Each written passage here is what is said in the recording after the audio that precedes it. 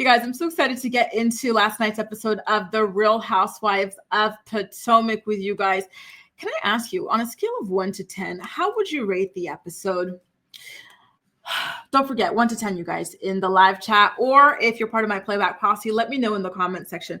Because for me personally, I gotta be honest, the episode kind of dragged on because it just felt so forced. The stuff that Gizelle and Ashley kept on pushing in regards to Stacey. They made it very, very clear that Stacey was their target for the season. And it's over something as basic as whether or not Stacey was really in a relationship with TJ. You know, they broke the wall throughout the first quarter of the episode a lot. Like, they kept on talking about the show. You hired him for the show at the reunion. And I don't really like when they do that. Like, I really like the kind of feeling like this is its own world. It's not a show, all that type of thing. So I was already turned off from the very beginning. And also the fact that Gizelle and Ashley, per usual, don't really have anything personal going on. And they're kind of this Tweedledee, Tweedledum, Jekyll and Hyde sort of thing where they just go after people. And it's just so nasty and it's just so ugly and it's so tired. Like, Gizelle, isn't she 50 something at this point? Like, when are you going to get tired or grow out of your bully phase, your hazing phase? Like, it's not cute. It's annoying. And Ashley, when are you going to stop being a minion, right? And what's going on with these shake and go wigs? Because one thing about Ashley is she's got a beautiful head of hair. So I don't know what is with her and these wigs that do not suit her at all that she's been rocking for the past 2 seasons or so. Like, I really do not like these two together at all. Can I ask you guys, do you think that Gizelle and Ashley are a better duo than Gizelle and Robin? Because to me, this is the Temu version of Gizelle and Robin. And Gizelle and Robin obviously didn't work. That's why Robin got fired. So if these two ladies keep it up, one of them is getting fired. And I actually think that it is going to be Ashley, although I would hope that it is Gizelle because I just cannot stand her at all. Y'all know that. Kahara says that she would rate the episode a 7 because it was just decent, which, you know what, is fair. I felt the same way, although I will say, although it is decent, I would rate it a little lower. I think I would rate it a 5 because I was not feeling anything new, fresh, or exciting, with the exception of Stacey being back together with her ex-husband. I think that is going to be a very interesting storyline to follow along. I'm looking forward to seeing how that played out. If they're still together today, all that sort of thing, right?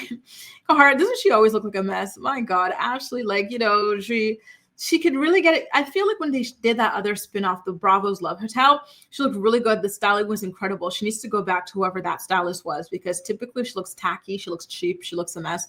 But there, she looked really good. Someone would rate it a 7 out of 10. I cackled mostly because of Ashley singing tweets. I paused the show and read them. One said Ashley should be sentenced with Karen for singing. I don't know. It's hilarious. I did the same thing. I paused to read those. And that was the same tweet that had me laughing. And I love that Stacey called it out. Malen says she does it to mock people who don't have her hair type. It doesn't make sense. You think that's what I think she actually wears it because she doesn't, I don't know if it's postpartum shedding, hair loss, whatever. The baby's changed her hair. But I thought that's just what she likes these days, which I don't get because, again, she's got a beautiful, beautiful, beautiful head of hair. Ooh, Jamie gave it a 1. So far, Jamie has the lowest rating. And listen, I can't blame you. I got to be honest. I was looking at my screen, typing away half the time. The show kind of really failed to capture my attention. So that was disappointing. Now, at the beginning of the show, all the girls gather around at Gizelle's tacky home. And Gizelle and Ashley crack these really corny Karen jokes. I think Gizelle is about the same age as Karen, so it's particularly surprising to me that she likes to crack on Karen's age, given, again, they're in the same age bracket. Ashley said something about wanting Karen to be in the AARP population, just very corny jokes in general. And they have this speech. They invite Stacey over to the house. And then there's this big thing about whether Stacey was lying about her relationship with TJ or not, all this stuff, as if Gizelle and Ashley have not faked relationships for the show. Gizelle pretended to get back together with her ex-husband, Pastor Holy Whore. That was a big thing. She got epically exposed at the reunion by Monique. Her father exposed her, didn't like that situation either. Her daughters didn't like that situation, but we didn't go on and drag her about it, right? Then she got that young guy from Winter House or something like that.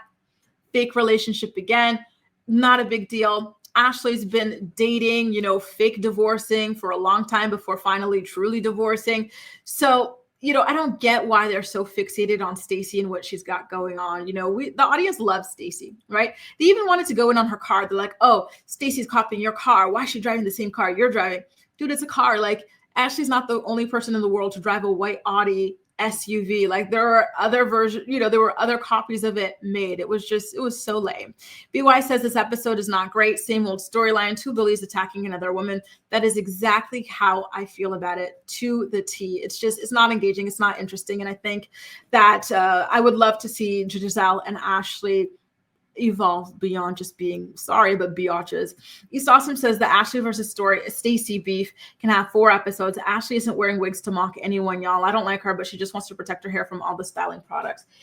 Yeah, I kind of wonder if that's what it is, but yeah, like I like her hair so much. So I'm really disappointed when I see her in these things that just don't even look natural at all. I think she's got the money to like invest in like kind of like higher quality, higher grade hair, but she just doesn't do it. They look a mess on her. And I think maybe if she did clip-ins or half in, half out something, or something that mimicked more so her natural texture, because her natural texture is so beautiful, right? And exactly, B-Wise, these two are some of the fakest on the show. They even helped Robin fake her marriage relationship, whatever that is she's got going on, right? Gizelle was aware of Juan cheating on Robin and, talking to other women, all this stuff. She didn't call her out, but we're going to like go ham on Stacey. Ashley, isn't your husband some sort of a creep who touches people without their permission? And you were covering that up. You were covering up half of his cheating scandals, but you don't like liars. Like, give me a break. These two are it's just so freaking ridiculous. And it's annoying. No one cares. No one cares about TJ. We've forgotten about it, right? And another thing about TJ is that TJ never even produced receipts to prove that Stacey owed him money. He's just been talking, but he's not showing any kind of proof. So why is it that these girls are so gung-ho and so quick to believe him and so quick to dismiss Stacey, somebody that they actually know, without any kind of proof, right? He also says Angel's husband was something else. I have to hear more of his views. Oh my God. Listen, like I said, I was kind of bored during this episode. So for half of it, I was like texting or doing other things. So I couldn't even tell you anything that Angel's husband said. Maybe I'll have to go back and rewatch that part.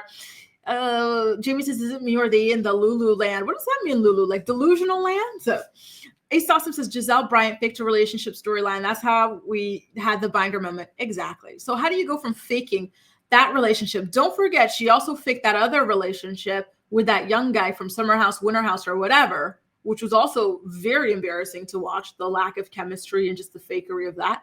And we've seen Ashley fake a lot of things also. So please, you spare me.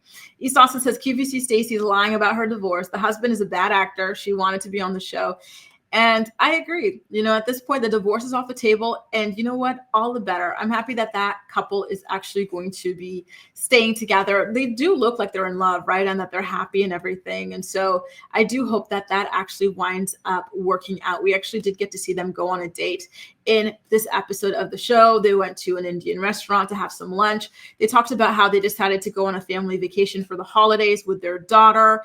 And that's when they got the news that their divorce was finalized, which, like East Awesome says, might not be true, because Ashley says that she went online and she looked it up and she didn't find any proof that Stacey and this man ever actually divorced.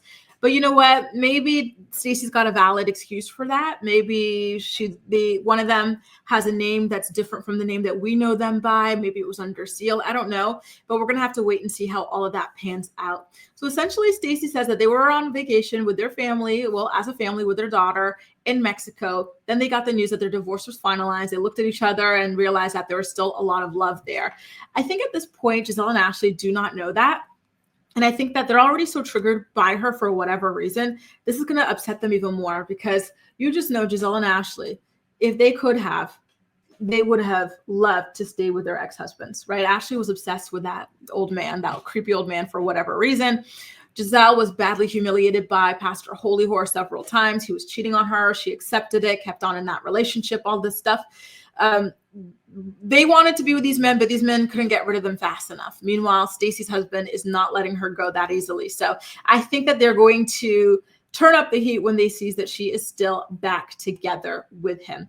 By the way, you guys, I'm going to open up the phone lines in case anybody wants to hop on to share their thoughts on last night's episode of The Real Housewives of Potomac. Okay, I'm going to go ahead and put that here in the live chat so you guys can use it to come on in and talk. So what else did I get to? Kay. What do you guys think about Kiarna this episode? I know last season people said that she only got a flute because of the assault, right? Sesame Street beat her up, and maybe Bravo or something said, okay, we got to give her something so she doesn't sue us personally. I remember that Kiarna's lawsuit with Deborah got settled and everything like that, but I don't know. I gotta be honest with you guys.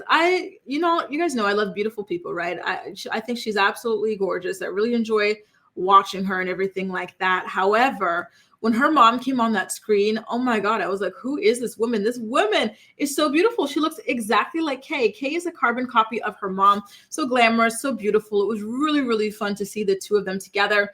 Her mom does not like Greg at all.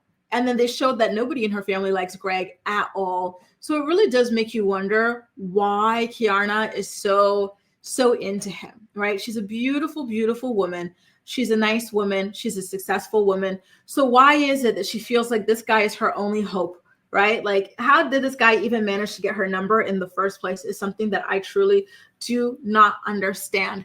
By the way, her confessional look, is anybody else remember when Beyonce was pregnant with Rumi and Sir Carter, and she performed at the Grammy Awards, and then she was on the chair and doing lemonade, and it tipped over. It was supposed to tip over, by the way. But remember how? That's what this reminds me of. It's a really nice look, but it's definitely reminding me of that Beyonce lemonade Grammy performance era, which was really, really fun. I hope that Kiarna finally wakes up and realizes that she could do a lot better than this Greg guy. This Greg guy truly, truly just wants to waste her time. And it's very sad to watch. BY says, so what? Give this up already. Stacey can do whatever she wants. I agree. Len says, now I know why they bring Monique out from the woods. Without Karen, the show is boring. And you know what? I think that's what it is, Malen. Something was definitely missing. Like there's a big hole missing from this episode. And I think that it's the whole Karen of it all. East Awesome says, I believe Apple had Ashley, but I don't give an F. Sorry. Especially with these two's track record, who cares what they have to say about anybody faking a relationship? They invented that on this franchise anyway. BY says, how long did Ashley fake her marriage? Gizelle's a hater. Exactly. Who cares? Like, they want this to be an issue so bad. They want us to hate Stacey so bad, but it's not going to happen. Is Stacey a liar? Yes. Like one of those scary types of liars? Yeah. But do we care? No. Still like her? Yup. She's harmless. East Awesome says, Bravo's legal team gave Kiarna this job. My favorite thing about Kiarna is her stunning ageless mother. Isn't she absolutely freaking stunning? I was like, wait a minute, is that her mom or her sister? And I'm not saying that to be cheesy. Like, truly, when you see the two of them together, hang on, let me pull up that picture. You're looking, I almost thought that was, I was like, wait a minute, Kiarna, what? Like, this could be her literal twin. She's beautiful. She's glamorous, just like Kiarna. I really loved seeing the two of them together. Here's a better picture of her mother. I don't remember what her mother's name is, and she seemed like a really nice girl. Not girl, but lady. She's not a girl. She's a judge, Miss Teller. The way that she was giving Kiarna such good advice, building her up and everything like that. Really, really, really beautiful. Sweet bonjour. Who is the lady with the 24 head jump scare? What do you mean 24 head? I'm scared. What 24 head? This one? This? I don't know. Talk about Kiarna. Are you talking about Kiarna? 24 head. Oh my God. I'm trying to look through my pictures. Like, what did I show y'all? This looks proportional. It doesn't look bulbous. Who are you talking about, Sweet Bonjour? What does she look like in the photo? Are you talking about this photo? I don't know what you're talking about. That made me laugh. Now, in happy news for Wendy and her family. Listen, Wendy and her family, it's always good news over there. So I'm really happy for them. Happy Eddie. The cannabis company that her husband founded is doing really well. It's expanding out to New Jersey. The money is really rolling in apparently, and they're using it to renovate their beautiful house, which is some good news to hear, right? BY says she should listen to her family and leave this man. And I agree. Kiarna, you could do a lot better. Truly, stop wasting your time with this man. Like, I really truly do not see any redeeming qualities in him. East Awesome says, yeah, it's a Beyonce pregnancy homage. She went from reg dealers to SDE Greg, small D energy. and the GD gnome. Damn. You went in on Greg. But you know what? I think Greg kind of low-key hates her. Like, he knows he's not, up to par with her, and he's trying to just destroy her on his way out. And it's really freaking sad. Now, boom, boom, boom, boom, boom, boom. I forgot to show you that Kiarna introduces us to a new housewife. And that new housewife goes by the name of Angel. I think somebody had mentioned Angel earlier. Listen, I think East Austin had mentioned Angel's husband, actually. What do you guys think about Angel as a new housewife?